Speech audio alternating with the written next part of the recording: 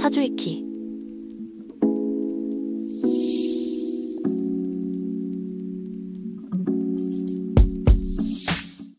안녕하세요. 사주이키의 송성엽입니다. 오늘은 5장 마지막 시간으로 5장의 제목 상이 뭔가요에 대답해보는 시간입니다. 5장 첫 번째 시간에 이 그래프로 형과 상에 대해서 이해해 보았는데요. 여러 가지 버전으로 더 다양하게 이해해 보면 좋겠죠? 역학에서는 흔히들 형을 보지 말고 상을 읽어야 한다라고 말하는데요.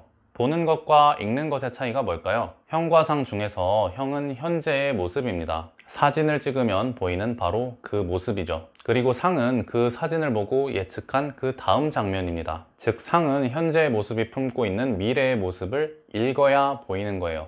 상은 실제로 눈에 보이는 개념은 아니에요. 주역의 64卦 중에서 가장 좋은 卦를 수화기재卦라고 하는데요. 그 이유는 수화기재卦중정응비를 모두 만족했기 때문이에요. 제가 지난 시간에 비를 설명한 뒤에 정도 살짝 설명을 했었거든요. 그런데 편집 실수로 그 부분이 다 잘렸나 보더라고요. 그래서 짧게 한 번 더 다시 설명드릴게요. 정이 뭐냐면요, 지금 대성卦에서 효의 개수가 짝수괴죠. 이렇게 효의 개수가 짝수인 卦에서 밑에서부터 1층이라고 했을 때 홀수 번째 층에 양효가 있고 짝수 번째 층에 음효가 있으면 그 효들을 모두 정이라고 부릅니다. 왜냐하면 역학에서는 홀수가 양이고 짝수가 음이니까요. 수화기재卦에서는 모든 효가 다 올바른 자리에 배치되어 있죠. 그런데 괴라는 말 뒤에는 보통 형이 아니라 상이 붙습니다. 여러분들이 책에서 접하는 괴들은 대부분 괴형이 아니라 괴상이에요. 그리고 상은 미래의 모습이라고 했죠.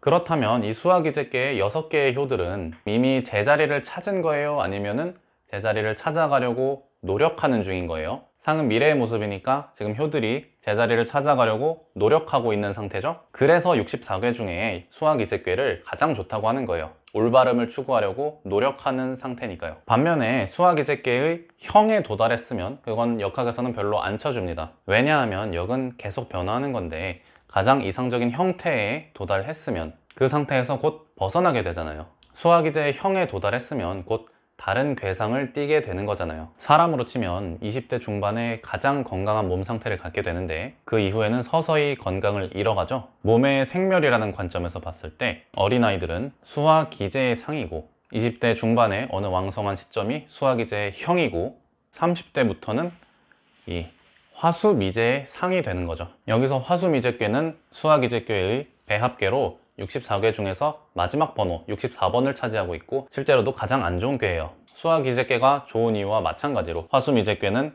1층, 3층, 5층 홀수층에 음효가 있고 2층, 4층, 6층에 양효가 있죠. 그럼 효들이 모두 올바름을 잃었네요. 그런데 지금 잃었나요?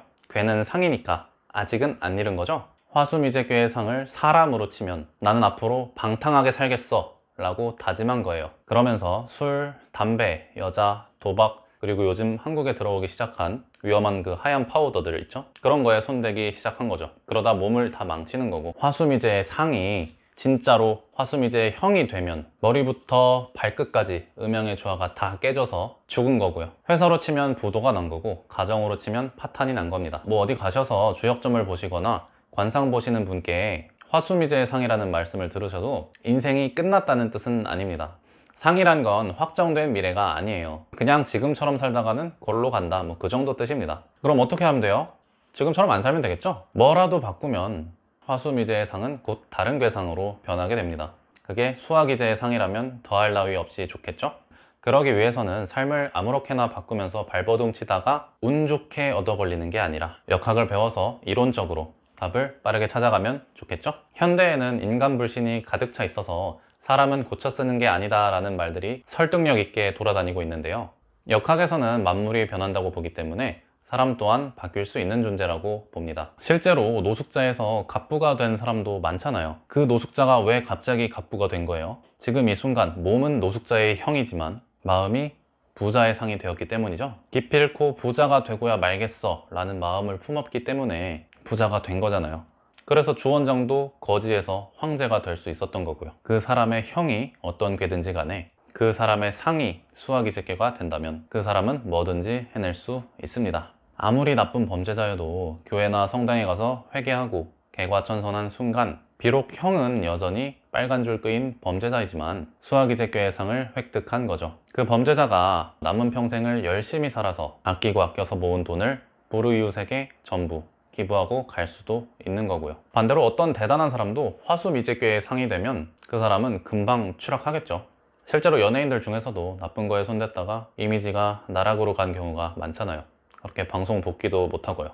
그래서 역학에서는 형이 아니라 상을 중요시 여기는 거예요. 형은 상을 담은 포장지일 뿐이죠. 포장지가 아무리 못생겼어도 그 안에 담긴 게 다이아몬드라면 포장지가 못생긴 게 무슨 상관입니까? 반대로 포장지가 세상에서 가장 아름다워도 그 안에 똥이 들어있으면 포장지가 또 무슨 소용입니까? 그런데 역학을 공부하지 않은 분들이 상을 직접 꿰뚫어 보는 것은 힘들고 보통 형을 보고 상을 판단하잖아요. 즉 포장지를 보고 내용물을 유추하잖아요. 그래서 내면의 아름다움도 중요하지만 사회생활을 하실 때는 외면의 아름다움도 그에 못지않게 중요하다는 점 잊지 않으셨으면 좋겠습니다. 다른 예도 한번 들어봅시다. 술집 같은 데서 어떤 여자가 남자의 거시기를 정강이로 탁 차서 올렸어요. 그럼 그 다음 남자의 반응이 예상되시죠? 중요 부위를 잡고 바닥에 쓰러져서 떼굴떼굴 구르겠죠. 그게 상을 읽으신 거예요. 안 보고도 알 수 있는 거잖아요.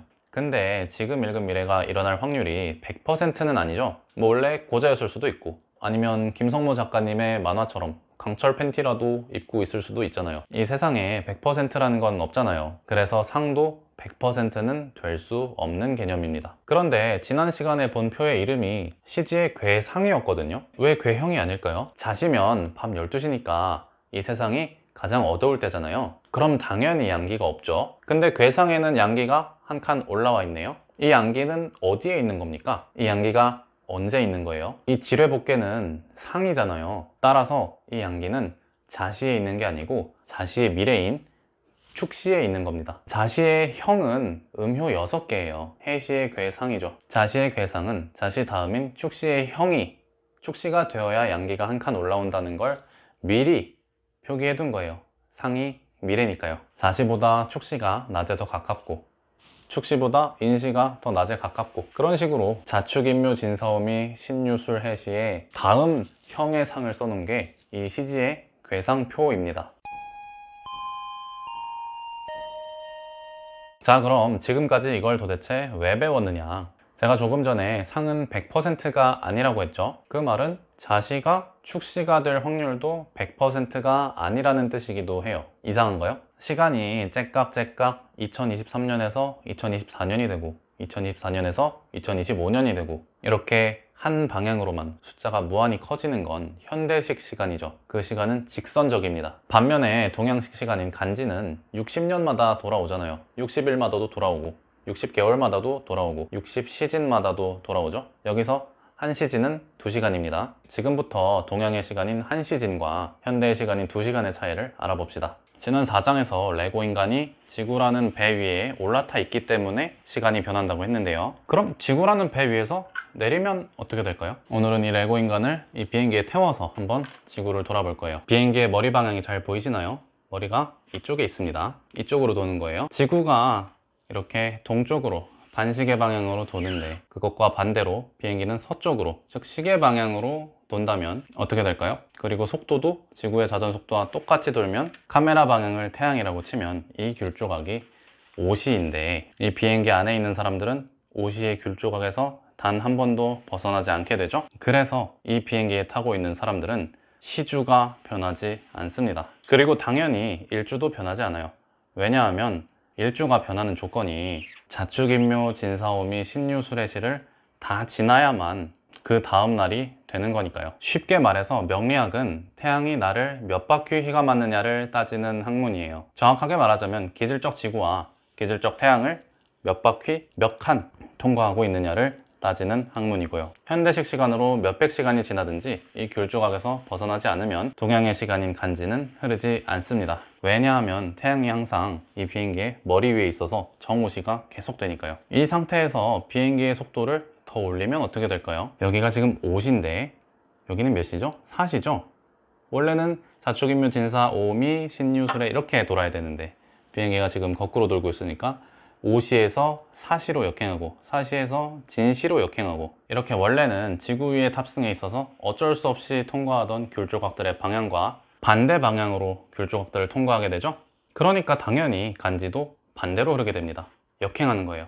현대식 시간의 기준은 세슘 원자의 진동 횟수의 누적이라서 양의 방향으로 직선적으로 증가하기만 하는 거고, 동양식 시간인 간지는 30도라는 각도라서 둥글잖아요. 그리고 둥근 원은 그리는 방향이 반시계 방향과 시계 방향으로 두 가지죠. 그래서 동양식 시간은 두 가지 방향으로 흐를 수가 있는 겁니다. 우리가 평범하게 땅에 발붙이고 살아가면 12지지가 자축인묘 진사오미 신유술에 이렇게 흐르는 거고, 반대로 이렇게 비행기를 타고 지구를 역행하면 해술유신 미호사 진묘인 축자해 하면서 역행하게 되는 거죠.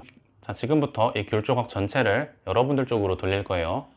여러분들 쪽이 밤이 되고 제가 있는 쪽이 태양이 있는 낮이 되는 겁니다. 자, 그랬을 때 이렇게 비행기가 자시에서 해시로 진입하는 순간 어제가 되는 거예요. 일주의 간지가 한 칸 역행하게 됩니다. 왜 자시에서 해시로 진입하면 어제가 되냐면요, 원래도 이 해시와 자시의 경계면을 통과하는 게 일주가 바뀌는 기준이기 때문이에요. 우리가 평범하게 지구에서 살 때는 해시에서 자시로 진입하면서 다음 날이 되는 거고요. 반대로 비행기를 탔을 때는 자시에서 해시로 진입을 하니까 오늘에서 어제가 되는 거죠. 자, 그렇다면 이렇게 지구를 역행하는 지금도 자시의 상이 축시인가요? 자시에서 지금 해시로 넘어가고 있는데 적어도 이 비행기에 타 있는 동안만큼은 자시의 상이 해시가 되는 거죠. 지금 이걸 억지라고 생각하시면 안 돼요. 상은 고정 불변하는 게 아니라 늘 변할 수 있는 겁니다. 우리가 좋은 마음을 품으면 수화기재괴가 되는 것이고, 우리가 나쁜 마음을 품으면 화수미재괴가 되는 것처럼요. 상은 계속 변하는 거예요. 우리의 현재 상태에 따라서요. 예를 들어서 지구는 지금 이렇게 반시계 방향으로 도는데, 금성 같은 경우에는 지구랑 자전 방향이 반대거든요.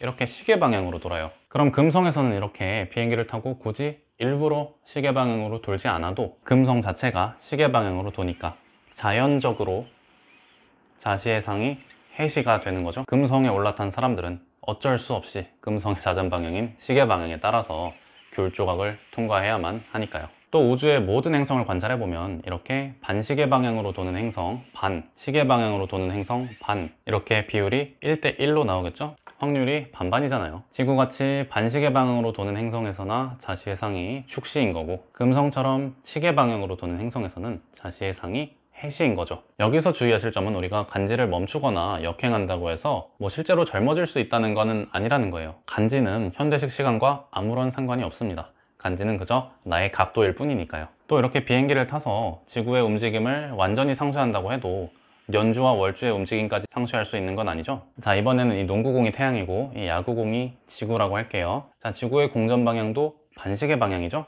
그런데 이렇게 비행기가 지구와 태양 사이에 고정되어 있다고 해도 이 비행기에 탄 사람은 태양의 귤 조각들을 계속해서 통과하고 있잖아요. 그리고 그럴 때마다 월주의 간지가 바뀌고 한 바퀴를 돌아서 입춘이라는 지점을 지나는 이 순간 연주도 다음 칸의 간지로 넘어가게 되는 거고요. 원래 사주팔자 중에서 연월주와 일시주는 완전히 분리되어서 따로따로 돌아갑니다. 자, 어떠신가요? 현대식 시간인 1분 1초와 동양식 시간인 간지가 어떻게 다른지 조금은 감이 잡히셨나요? 아직은 아리송하시죠? 다음 시간부터 6, 7, 8장에 걸쳐서 연월일시주의 구조를 완벽하게 파악하고 그 구조를 토대로 사주를 마음대로 조작하는 방법에 대해서 한번 알아볼 거예요. 그리고 이 책을 출판하게 된 이유도 같이 말씀드리게 될 것 같네요. 지금까지 사주이키의 송성엽이었고요. 다음 시간에 뵙겠습니다. 감사합니다.